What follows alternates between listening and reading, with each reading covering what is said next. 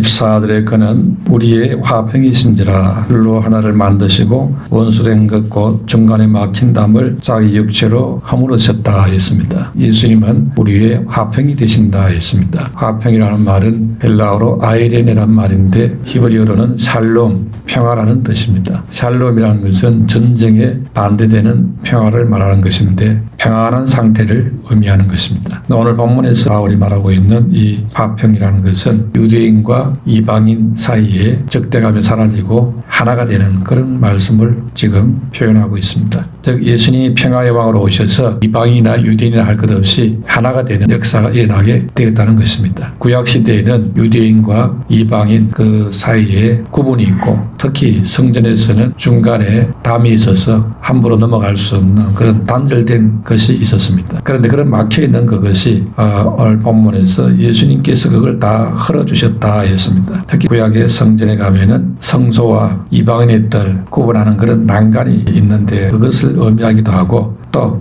유대인과 이방인이 함께할 수 없는 그런 성전 구조를 생각하면서 이 말씀을 기록했다는 것을 알 수 있습니다. 어떤 신학자들은 유대인과 이방인 사이에 있는 율법이 하나의 담 역할을 한다 이렇게 보기도 합니다. 율법은 하나님을 경외하고 또 이웃을 사랑하는 방법을 주신 도덕법에 해당되는데 하나님이 택한 백성들에게 주신 것입니다. 그래서 유대인들은 이 율법을 지킴으로 우리는 이방 불신자와 다르다 하는 그런 구별된 선민의식을 갖고 있었습니다. 그래서 이 율법은 유대인과 이방인을 구별하는 척도가 되어졌습니다. 그래서 유대인들이 종종 율법도 없고 하나님의 말씀도 없는 이방인과 같이 하나님을 감사합니다 이런 기도도 한 것이지요. 그래서 결국 이 율법이 이방인 유대인을 구별하는 그런 기준으로 쓰여지기도 했다는 것입니다. 그러나 이 율법은 결국 우리 죄악을 드러내고 하나님과 원수된 그 현실을 적나라하게 드러내는 것입니다. 나아가서 이것은 또 이방인과도 원수가 되게 하는 잘못 사용되기도 했습니다. 그런데 하나님이 예수님을 보내심으로 인해서 이런 모든 구분된 것, 원수된 것, 잘못된 것들을 십자가로 폐해버렸다는 것입니다. 14절에 막힌 담을 자기 육체로 거시고 15절에 그 계명의 율법을 폐하셨으니 했습니다. 그러므로 이 율법이 유대인과 이방인이 하나 되지 못하게 하고 원수처럼 지나게 했던 그런 것들도 이제 예수님이 오셔서 십자가의 죄의 문제를 해결하시면서 유대인과 이방인 사이에 있는 막힌 담도 자동적으로 없어졌다는 것입니다. 이렇게 예수님이 십자가로 율법을 폐하셨다 이 말씀은 율법을 어수했다 율법을 지킬 필요 없다 그런 말은 아닌 것입니다. 그런 뜻이 아니고 율법의 지배를 받아서 유대인과 이방인이 하나 되지 못하게 한 그 율법을 폐했다는 뜻입니다. 그동안 이 율법이 하나님 택한 백성과 이방인의 구분이 뚜렷하게 되는 그런 기준으로 율법이 쓰여졌기 때문에 이제 그런 이방인, 유대인 이런 구분이 이제 없어지게 된다는 것입니다. 특히 구약에 보면은 그 예루살렘 성전 안에 성소와 지성소 사이에 구분이 이루어져서 휘장으로 가려져 있었고 제사장의 뜰이 있고 이스라엘 남자들이 드나드는 뜰이 있는데 거기에는 이스라엘 남자들이 하나님께 경배하는 곳입니다. 바로 그 뒤에는 이스라엘 여자들의 뜰, 여인의 뜰이 있습니다. 그리고 바로 그 다음에 뒤에 이방인의 뜰이 있었습니다. 그래서 이 이스라엘 여인의 뜰과 이방인의 사이에는 약 3규빗 135cm 정도의 높이의 낮은 담이 있었습니다. 그러나 이방인들이 이 담을 넘어가지고 여인의 뜰을 침범하고 이스라엘 남자의 뜰을 침범하고 이렇게 넘어갈 수 있느냐? 넘어갈 수는 없게 되어 있었습니다. 이런 규례가 있었기 때문에 바울이 드로피모라는 이방인을 데리고 방문했을 때에 성전에 이스라엘 백성들만 들어가는 그 뜰에 들어갔다면서 잘못을 저질렀다. 그것을 바울이 적극적으로 이끌어서 들어가게 만들었다. 바울을 고발을 해버렸습니다. 바울은 나는 그렇게 한 적이 없다. 그런데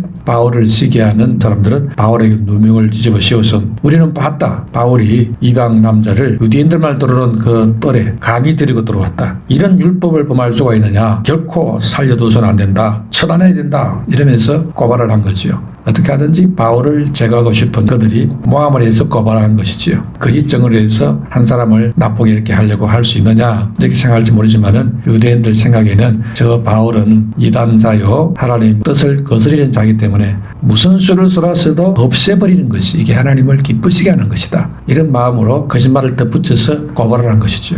근데 예수님께서 뭐라고 하십니까? 악은 모양이라도 버리라. 악인을 제거하는데 사기와 거짓을 동원해가지고 악한 방법으로 하는 건 하나님의 뜻이 아니라는 것입니다. 정당한 방법으로 해야지 목적이 좋다고 나쁜 방법, 좋은 방법 가릴 것 없이 무조건 써도 된다. 이런 게 아니라는 것입니다. 오늘 우리 예수 믿는 성도들도 조심해야 될 그런 부분 가운데 하나입니다. 팔이 안으로 굽기 때문에 이거 하나님을 기쁘시게 하는 일이다.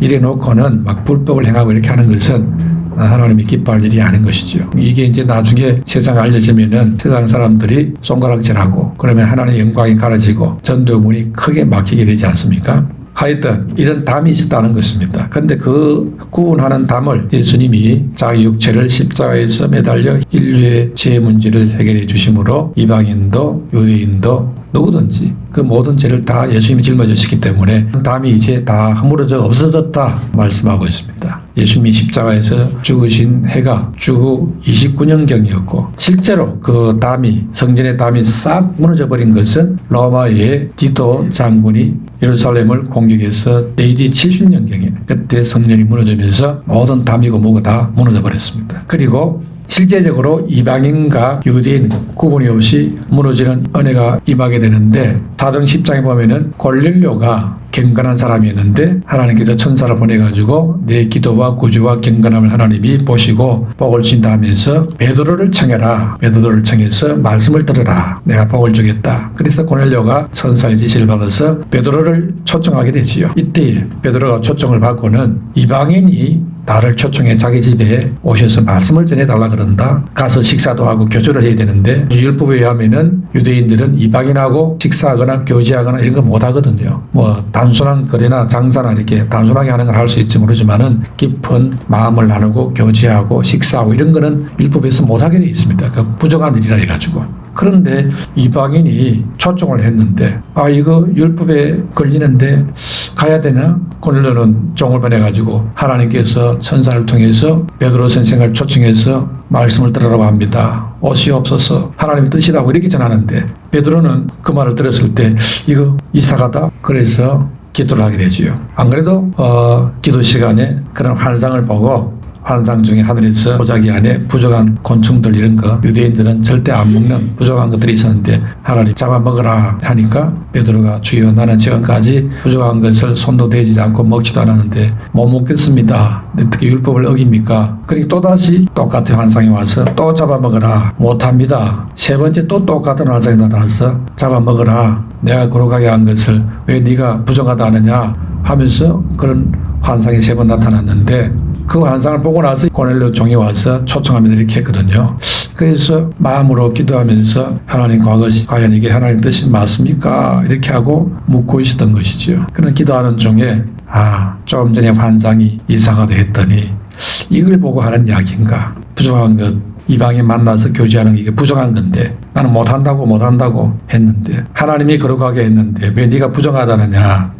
내가 생각하는 게 잘못됐구나. 이게 하나님의 뜻인가 보다 하고 깨닫고는 고넬료가 보낸 그 종을 따라서 고넬료 집에 이방인 집에 갑니다. 갔더니 가족들 이것들 초청해 놓고는 음식상을 차려놓고 다 준비해 놓고 있습니다. 거기 가서 베드로가 말씀을 전하니까 다 전부 성령 받고 난리가 났습니다. 하나님께서 이방인들에게 성령을 부어주는 것을 처음 봤어요. 이렇게 하나님이 이방인들에게 복을 주시는구나. 이게 하나님 뜻이 맞구나. 그리고 거기서 식사도 하고 교제도 하고 그렇게 은혜롭게 하고 돌아오게 되지요. 그리고 나서 예루살렘에 교회 지도자들 회의가 있었을 때에 그때 바울도 참여하고 이렇게 하면서 이방인들을 어떻게 우리가 상대해야 되느냐. 복음을 전해야 되는 전도를 해야 되는데 율법에 의하면 이방인들을 만나고 교제하고 식사하고 깊은 교제 나누는 게 이게 맞지가 않는데 전도를 하려면은 이방인들하고 깊은 교제도 하고 만나고 해야 되는데 이거 어떻게 해야 되느냐. 이게 이제 문제가 되었었는데 바울은 이미 하나님께서 우리에게 오늘 본문에 나온 말씀처럼 예수님이 육체로 말미암아 십자가 피 흘리심으로 이방인 유대인 구분이 다 없어지고 이제는 하나가 되게 만들어 주셨는데 무슨 말이냐. 이제는 그런 율법을 지키는 것은 이제 다 예수님 안에서 해결되었다. 근데 다른 사도들은 아직까지 여기에 대해서 확신이 없었지요. 그래서 왈가왈부 막 말이 많고 문제가 있을 때 베드로가 간증을 합니다.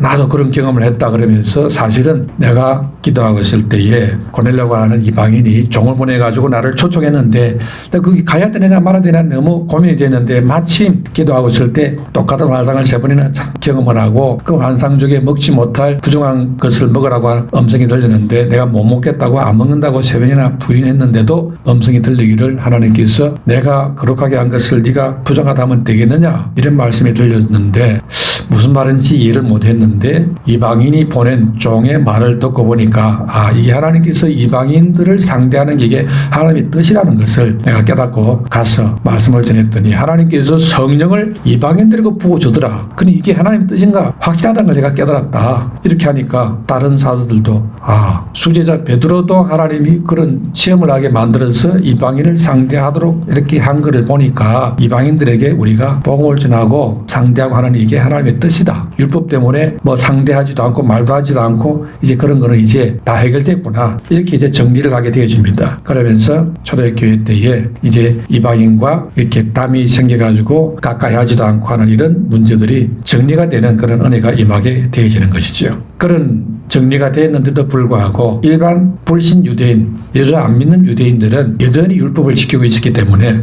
예수 믿는 바울이나 사도들이나 이런 사람들이 율법을 잘 안 지키고 이상한 행동을 하고 이렇게 보여지니까 율법을 파괴한다. 저런 자들을 살려둬서는 안 된다. 없애야 된다. 대표적으로 바울을 표적을 삼아가지고 본때를 보여서 제거하려고 했던 거죠. 이제는 보편적으로 다 예수 믿는 이 복음으로 이방인, 유대인, 헬라인 구분이 없었다는 이런 사실이 이제 상식이 됐습니다. 이런 변화가 오기까지 시간이 꽤 걸렸고 그런 시행착오의 과정이 있었던 것이지요. 오늘 본문 초대교회 그 당시에는 이런 부분이 심각한 아직 상식이 아닌 상태이기 때문에 심각한 상태이기 때문에 이게 문제가 되었고 이거를 이제 이해를 시키기 위해서 바울이 복음으로 조직적으로 하나님의 말씀을 이렇게 정언을 하면서 설득을 하는 그런 내용이 지금 복음의 말씀이 지금 나와 있는 것입니다. 바울은 이거를 증명을 하면서 이 예수님의 십자가 희생이 곧 단절된 관계를 이렇게 화목하게 하는, 화평하게 하는 그런 역사였기 때문에 둘이 하나가 되는 이런 역사를 이뤘기 때문에 이방인, 유대인지 그런 구분이 없어졌다는 것입니다. 예수 믿게 되면은 이제 다 하나가 된다는 것이죠. 화목하게 한다는 것입니다. 할렐루야. 그러므로 예수 믿으면은 이방인, 유대인도 하나가 되게 하는데 하물며 교회 안에서 같은 믿음을 가진 성도들이 구분이 있고 뭐 따로따로 놀고 이런 것은 절대 있을 수가 없다는 것입니다. 분쟁이 있다, 갈등이 있다, 이거는 예수 믿는 성도로서 절대 이것은 있을 수 없는 일이기 때문에 우리가 경계해야 될 일이라는 것입니다. 그건 십자가의 일이 아닌 것입니다. 16절에 십자가로 이 둘을 한 몸으로 하나님과 화목하게 하려 하심이라 원수된 것을 십자가로 소멸하시고 했습니다. 예수님의 십자가는 등지고 원수되고 하나 되지 못하게 한 이 모든 걸 다 소멸하고 하나가 되게 만드는 줄로 믿습니다. 그래서 우리는 주일날 주께 나와서 찬송 부르고 예배하고 하면서 갈라졌던 것도 하나가 되고 등진 것도 화목하고 화해의 역사, 화평의 역사, 이것이 바로 이 은혜의 복음이고 그 은혜의 복음을 우리가 예배를 통해서 다시 우리가 마음에 되새기면서 화목하고 하나가 되는 그런 은혜가 이 예배를 통해서 일어나는 줄로 믿습니다. 그래서 하나님하고는 관계가 너무너무 좋은데 옆에 있는 성도와의 관계, 이웃과의 관계, 이것은 별로 안 좋다. 이거는 지금 나에게 주님의 십자가의 복음이 제대로 지금 적용이 안 되어지고 있는 그런 상태인 거죠. 그렇기 때문에 내가 믿음이 문제가 있구나. 내가 바른 십자가의 복음에 서야 되겠다. 화목의 복음, 화평의 복음 위에 서야 되겠구나. 이렇게 생각하고 자기 자신의 생각을 고쳐먹어야 하는 것입니다. 요한은 요한일서 4장 10절에 말하기를 사랑은 여기 있으니 우리가 하나님을 사랑한 것이 아니요 오직 하나님이 우리를 사랑하사 우리 죄를 위하여 화목제로 그 아들을 보내셨습니다. 예수님이 사람과 사람 사이에 등진 거 이거 화목시키는 화목제물로 왔다는 겁니다. 물론 하나님과 화목하는 건 당연한 것이고 골로새 1장 10절에 그의 십자가의 피로 화평을 이루사 그로 말미암아 자기와 화목해 되기를 기뻐하심이라 했습니다. 예수님의 십자가의 희생으로 하나님과 화목되게 되는 그것이 하나님에게 기쁨이라는 거죠. 그걸 하나님이 원했다는 것이죠. 예수님의 십자가를 통해서 하나님과 화목되고 또 인간과 인간 사이도 화목이 되어지고 왜 원수가 되었습니까? 그것을 올라가면은 우리 조상 아담 하와가 하나님께 불순종했을 때에 하나님과 사람 사이에 담이 생기고 사람과 사람 사이에도 담이 생기고 둘이 하나가 됐는데 원래는 아담 하나에서 갈빗대를 여자를 만들었으니까 둘이 됐습니다. 사실은 하나인 거죠. 우리가 지금 아내도 있고 자식도 있고 이웃도 있고 집사님, 권사님 다 이렇게 여럿이 나눠져서 지구상에 수십억 명이 살고 있지만은 사실은 아담 한 몸으로부터 나온 것이고 모든 인류는 사실은 다 하나입니다. 하나인데 서로 유해되고 서로 도와주고 서로 섬기고 서로 보조하고 이렇게 열심히 이렇게 살아야 되는데 이상하게 이 세상은 뭔가 아무것도 아닌 이상한 거로 자꾸 선을 긋습니다. 나라 사이에 선을 그어놨고 국경이라 그러고 땅도 그냥 청량해가지고 우리 땅 해가지고 문수를 만들어가지고 말뚝박아서 담 쌓고 못 오게 하고 이렇게 합니다. 권리 주장하고 침범했다 그러고 싸우고 이렇게 합니다. 하여튼 단절된 이런 일들이 이 세상에 너무 많습니다. 오히려 그렇게 딱 구분하고 단절되면은 나한테 이익이 된다 이러면서 그래서 많은 나라의 땅과 재물 이런 것들이 상위 몇 프로가 다 갖고 있는 가난한 나라일수록 상위 2% 3%가 그 부를 거의 다 갖고 있고 대부분은 다 가난하게 살고 이렇게 되죠. 우리나라도 지금 경제가 자꾸 어려워지고 하니까 잘 사는 사람 더 잘 살고 못 사는 사람 더 못 살게 되고 이제 가난한 사람이 더 많이 생기게 되고 이런 일들이 지금 자꾸 가속화되는 중에 있습니다. 근데 살기 좋은 나라가 되려면은 부도 공평하게 퍼지게 되는 이런 일들이 일어나야 되죠. 그래야 살기 좋은 나라가 되어집니다. 그런데 저 남미 같은 이런 나라 가면은 그 나라의 상위 몇 프로가 8, 90%의 재물을 다 갖고 있는 거죠. 그래 국민 대부분은 다 가난해가지고 먹고 살기가 어렵습니다. 어디 가서 겨우 일해가지고 먹고 사는데 밥만 겨우 먹고 살고 그리고 매일 희망이 없고 하니까 열심히 살지도 않고 게으르게 살고 그래서 맨날 노는 것만 밝히고 춤추고 축제하고 이런 것만 밝힙니다. 남미 데 가보십시오. 축제 이런 게 많잖아요.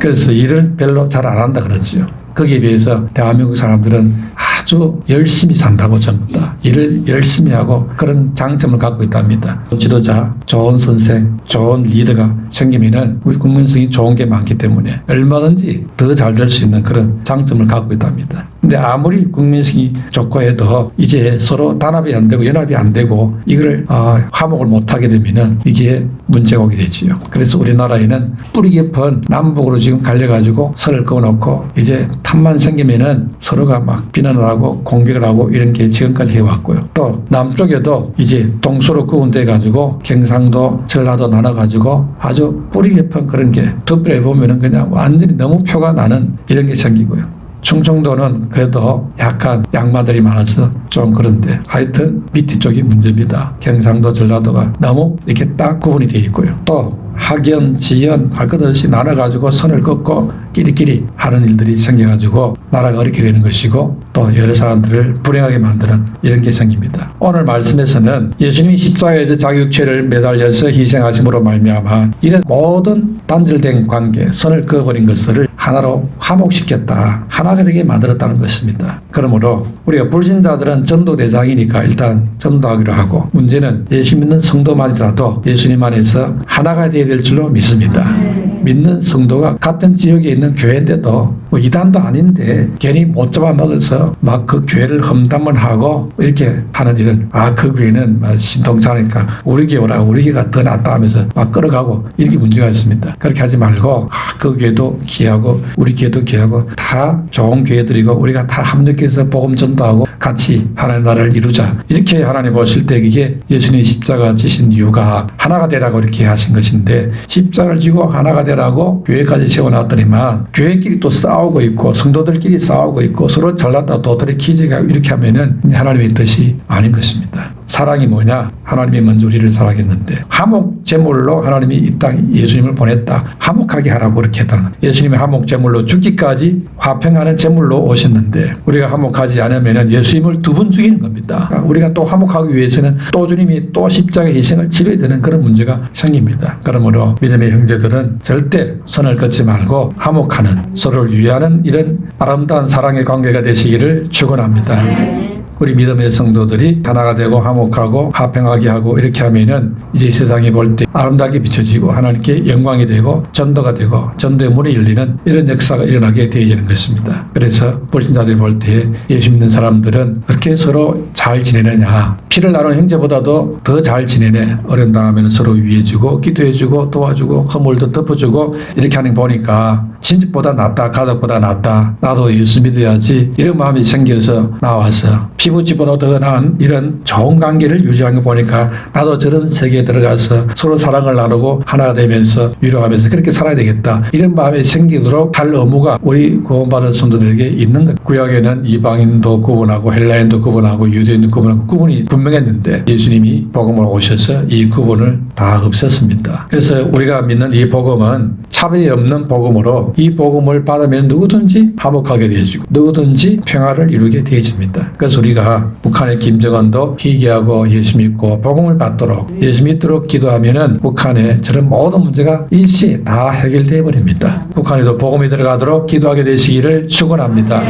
예수 그리스도를 통해서 우리 하나님께서는 제쳐놔버린 그런 이방인들에게까지도 찾아오셔서 복음이 이방인된 우리에게까지 전파되도록 만들었습니다. 그래서 17절에 또 오셔서 먼 데 있는 너희에게 평안을 전하시고 가까운 데 있는 자들에게 평안을 전하셨으니, 먼 데 있는 우리 예루살렘하고 우리 대한민국은 얼마나 거리가 멉니까? 이 먼 데 있는 우리에게까지 이 복음이 전파되어져 왔습니다. 하나님이 평화의 복음을 전하라 했어. 선교사들이 이 땅에 와서 우리가 지금 이 복음을 받았습니다. 그러니까 우리가 이 평안의 복음에 빚진 자들이지요. 그래서 우리도 먼데 복음 전하러 가는 선교사들을 위해 기도하고 후원하고, 먼데 있는 사람 가운데 아직 안 믿는 사람이 있다면은 이 화평케 하는 복음을 전파하라고 우리가 마음을 갖고 기도하고 여기에 협력하고 이렇게 하는 겁니다. 우리 10장 22절에 우리가 마음의 뿌림을 받아 양심의 악을 깨닫고 몸을 맑은 물로 씻었으나 참 마음과 온전한 믿음으로 하나님께 나아가자. 이방인된 우리에게 마음에 예수 보혈의 피를 뿌려서 양심의 악을 깨닫고 맑게 씻어 온전한 믿음으로 변화시켜 주었습니다. 그렇게 해서 우리 하나님께 나아가도록 만들어 주었습니다. 하나님과 화평케 되는 이제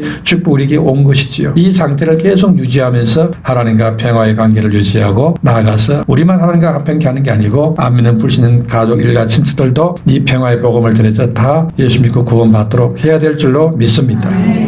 그런데 우리가 복음을 안 전해도 세상은 잘 돌아가면 전염병도 없고 경제 문제도 없고 문명이 발전하고 너무 행복하고 살기 좋고 지상 낙원 천국같이 이렇게 되어지면은 세상 사람들이 이 복음에 관심을 안 갖고 여기가 좋사오니 여기서 천년만년 살겠다고 이러면서 더 죄를 짓고 하나님 없는 법을 만들어가지고 엄난하고 악하고 그렇게 살면서 세상적으로 잘 된다 그러면서 하나님 필요 없다, 인간이 다 최고다 이러고 계속 바벨탑을 쌓아갈 것이기 때문에, 그래서 바벨탑 끝에가 와르르 무너져서 다 지옥 형벌을 면치 못할 것이기 때문에 그거는 성공도 아니고 평안도 아니고 축복도 아닙니다. 그래서 하나님께서 이 땅에 인생들로 하여금 깨닫고 진정한 축복으로 돌아오도록, 진정한 평화로 돌아오도록 하기 위해서 이 땅에 크고 작은 문제가 일어날 때에 하나님께서는 그것을 허용을 하는 거지요. 전염병이 일어나는 건 하나님 뜻이 아닙니다. 사람이 망하는 것 하나님 뜻이 아닙니다. 사람이 병들어 죽는 것 하나님 뜻이 아닙니다. 하나님의 뜻은 우리가 병들지 않고 건강하고 영원토록 살고 죽지 않고 서로가 화목하고 행복하게 사는, 이게 하나님의 뜻입니다. 그런데 이 땅에 좋지 못한 게 많이 일어납니다. 우리 인간을 해코지하고 나쁘게 하고 병으로 죽게 하고 고통당하게 하고 망하게 하고 마귀의 뜻입니다. 근데 마귀가 그런 막 작업을 하는데 하나님께서 그거를 적극적으로 막지 않고 그냥 부분적으로 방치하고 방관하시는 이유가 우리를 괴롭히기 위해서 그렇게 하는 게 아니고, 우리를 사랑하지만은 우리가 고통당하는 하나님께서 마음이 아프고 전염병에 걸려서 사람이 죽어나가는 하나님께서 심히 슬프지만은, 그러나 그런 고통과 슬픔을 통과해서 평화의 복음, 진리와 생명으로 돌아올 수 있는 그런 좋은 방안이 열리기 때문에 하나님께서는 악을 이용해서 선으로 바꾸시는 하나님인 것입니다. 그래서 이 땅에 말세가 되면 될수록 세상은 더 악해지면서 세상에 여러 가지 전염병도 생기고, 그리고 사람은 잘하려고 했는데 안 좋은 게 더 많이 생기고 고통이 찾아오고 시련이 찾아오고 어려움이 찾아오고 이런 문제가 이 땅에는 일어나는 것입니다. 그걸 통해서 많은 사람들의 마음이 하나님을 향해서 눈을 돌리고 세상에 희망이 있는 줄 알았는데 세상에 희망이 없구나, 이것을 깨닫도록 만들어주시는 그런 은혜가 있는 것이지요. 마귀는 열심히 사람들을 나쁜 방향으로 멸망시키려고 하려고 그렇게 했지만은 하나님께서는 그 마귀의 장깨를 통해서 오히려 하나님을 향해서 마음을 돌리고 눈을 돌릴 수 있도록 은혜를 베푸시는 좋으신 하나님이 있습니다. 악을 선으로 바꾸시는 이런 하나님이신 것입니다. 왜 하나님께서 저런 악한 자를 처리하지 않고 왜 저런 나쁜 걸 갖다가 망해하도록 그렇게 처치하지 않고 방관하고 계실까 이렇게 괴로워하는 이 못할 사람들이 이 땅에 있지만은 잘 몰라서 그렇습니다. 사람이 그런 나쁜 것들이 일어날 수 있도록 죄와 악을 자기가 불러서 악한 마음을 갖고 사단이 틈탈 수 있는 그런 여러 가지 일들을 사람이 만들었지요. 악을 스스로 불렀고 스스로 선택을 했습니다. 아담 하와가 생명과를 선택할 수 있었습니다. 축복과 행복과 영생을 선택할 수 있었습니다. 그런데 경고했음에도 불구하고 죽음을 스스로 선택을 했습니다. 자기가 선택해냈고 왜 하나님이 우리에게 영생을 주지 않고 복을 주지 않고 나쁘게 하셨냐고 물에 빠진 사람 건졌더니 보따리 내놔라는 식으로 하나님이 우리 인생을 예수님 보내셔서 우리를 건져서 살도록 만들어 줬더니 감사합니다 하면서 이제 믿음으로 하나님만 바라보고 객길 눈 두지 않고 가겠습니다. 이렇게 고백해야 될 인간들이 그렇게 하지 않고 왜 세상이 이렇게 돌아가냐고 이렇게 또 하고 있습니다. 그러면은 건져냈으면은 할렐루야하고 이제 구원의 방주를 타고 천국까지 끝까지 가야 되는데 이 구원의 방주를 안 타고 자꾸 불평만 하고 있습니다. 그런데 왜 세상은 또 이렇게 되냐고, 그런데 왜 또 전염병이 일어나냐고, 그런데 왜 또 문제가 이렇게 불행이 일어나냐고 이러면서 자꾸 핑계를 대면서 판단을 하고 정죄를 하고 원망을 하고 이렇게 하고 있습니다. 그런데 저와 여러분 마음속에도 이미 우리 속에는 그런 부정적인 거, 이런 싸우는 거, 화목하는 것보다도 싸우는 거, 이제 싸움이 붙었다 그러면은 길 가다가 눈을 똑바로 뜨고 와가지고 확 구경하고 난리가 났어요. 누가 이냐 보자 이렇게 하고 있습니다. 싸우는 거는 막 재미있다고. 우리 속에 나쁜 게 들어있어요. 우리 속에 몰라서 그렇지 이게 좋은 게 없습니다. 그러니까 모든 세상 사람들이 나쁜 거에 대해서는 눈을 똑바로 뜨고 막 우르르 달려들어요. 그런데 좋은 거에 대해서는 심드렁하고 관심 없습니다. 그러니 장사가 안 돼. 그거는요. 그 방송도 뉴스도 세상 모든 것들도 나쁜 거 악한 거 이런 거는 뭐가 된다니까요. 그러니까 그게 자꾸 번성하고 세상이 더 악해져 가는 거지요. 하나님께서는 우리에게 그런 식으로 살지 말라고 하시는데 세상은 정반대로 가고 있어요. 정반대로. 그러니 우리가 세상에 가는 길과 같은 길로 가서 안 되는데 그게 잘 안 돼요. 교회 안에서도. 그렇기 때문에 교회 안에서도 다투고 분쟁하고 이런 게 있기 때문에 우리 속에 지금 문제가 있거든요. 우리 안에. 그래서 다시 예수님이 육체로 십자가에 지신 것을 바라보고 주님의 십자가의 원수로 행하면 안 된다. 주님을 다시 십자가에 또 못 박아서는 안 된다. 이런 마음을 갖고 자기를 다스리고 회개하고 내가 지금 잘못 생각하고 있구나. 예배드리면서 말씀 앞에 다시 서면서 화목하게 하는 사명을 받았다. 그럼 이 세상은 날이 갈수록 악하고 음란한 세상이 됩니다. 세상으로 자꾸 우리하고 손잡아라. 악하고 음란한 데 손잡아라. 예. 우리 안에 들어있는 타락한 본성 그걸 자꾸 자극을 시켜서 우리를 타락을 시킵니다. 주 예수여 어서 오시옵소서. 오라 공고한 사람이로다. 이 사방의 몸에서 누가 나를 건져내리요. 바울도 자기를 보니까 문제가 많더라는 걸 알았거든요. 그러니까 여러분 스스로를 천사로 여기지 말아야 됩니다. 예수 믿었지만은 우리 안에 나쁜 게 굉장히 많습니다. 그러니까 나도 하나님 말씀 앞에 늘 서야 됩니다. 절대 자신할 수 없어요. 주야 나를 불쌍히 주시옵소서. 자칫하면 나도 딴 길로 튈 수 있습니다 하는 사실을 알고 주여 나를 도와주시옵소서. 주님만 따라가게 해달라고 의도적으로라도 평화의 복음 화목하게 하는 사람이 되기 위해서 그래서 믿는 성도들끼리 모이고 구유 성도들끼리 모이고 화목하지 않은 세상에서 화목하려고 몸부림치는 우리를 보시고 하나님 영광을 받으시고 우리를 통해서 이 화목하게 하는 복음이 전파되도록 해주실 줄로 믿습니다.